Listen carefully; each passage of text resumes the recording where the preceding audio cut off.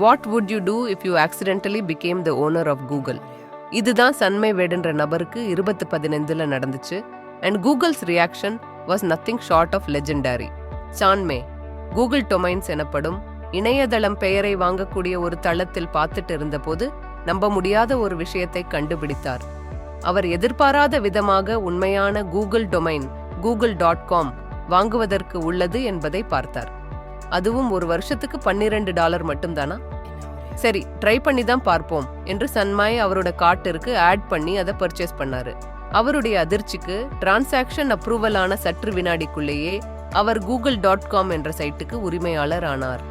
இந்த பிழையை கூகுள் உடனடியாக கவனித்து 60 வினாடிகளுக்குள் பரிவர்த்தனை மீண்டும் மாற்றப்பட்டது மற்றும் டொமைன் உரிமம் தக்க இடத்துக்கு திரும்பப்பட்டது.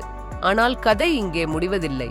மிக முக்கியமான பிழையை கண்டுபிடிச்சதுக்கு கூகுள் சன்மேக்கு நன்றி தெரிவித்து அவருக்கு $6006 13 சென்ட் பரிசாக வழங்கியது.